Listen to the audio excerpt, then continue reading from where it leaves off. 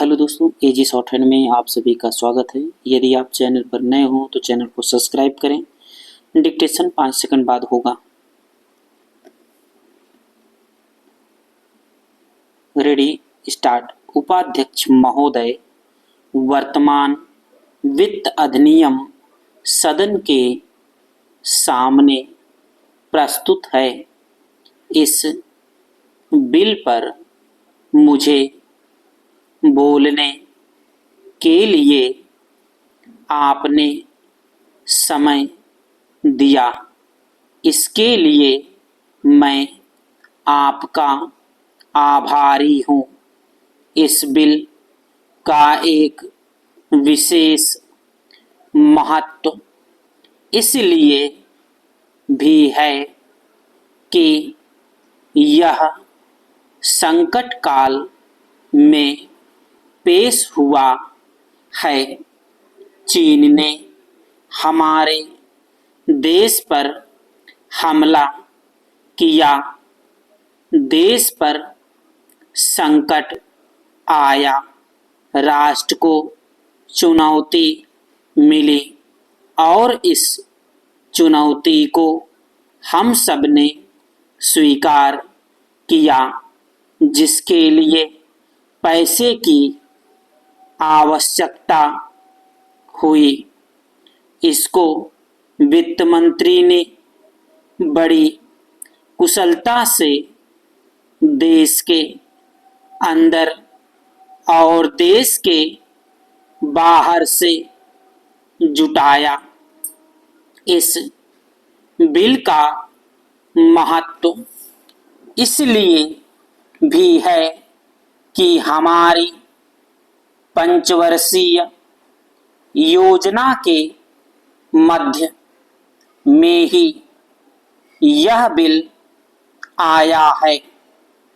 देश में बड़ी बड़ी योजनाएं अभी अधूरी हैं, जिनका पूरा होना देश के लिए बड़ा आवश्यक है। इसके लिए भी बहुत बड़ी धनराशि चाहिए। देश पर संकट आया और देश जागा। कोने कोने से लोगों ने पैसा और सोना दिया और अपने लड़के तक फौज में दिए।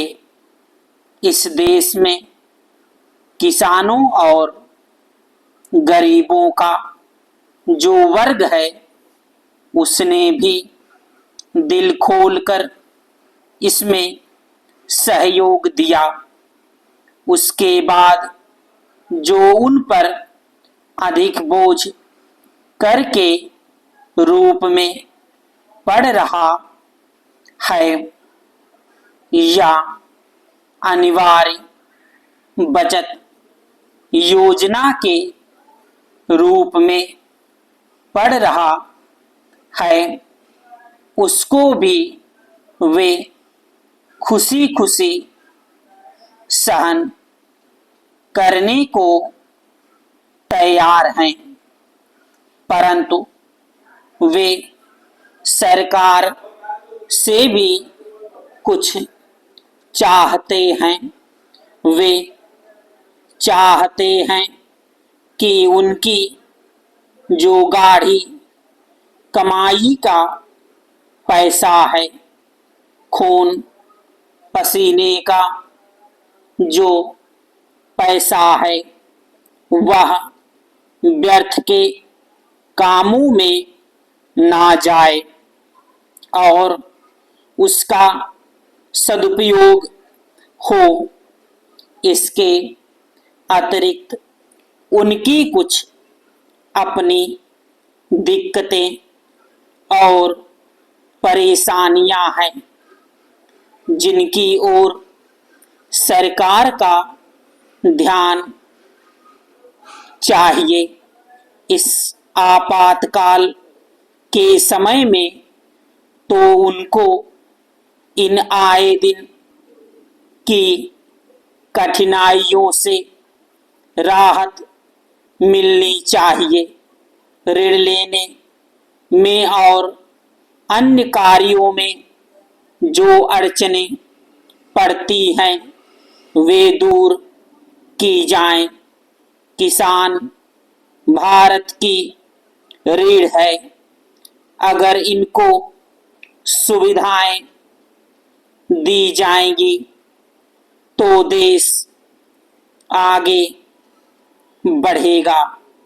पैरा आज जहां देश के साधारण लोगों ने इस सरकार का हाथ बटाया, वहां एक वर्ग ने जो कि धनी वर्ग कहलाता है, अपने साधनों के अनुसार सरकार के सुरक्षा कार्यों में सहायता नहीं की।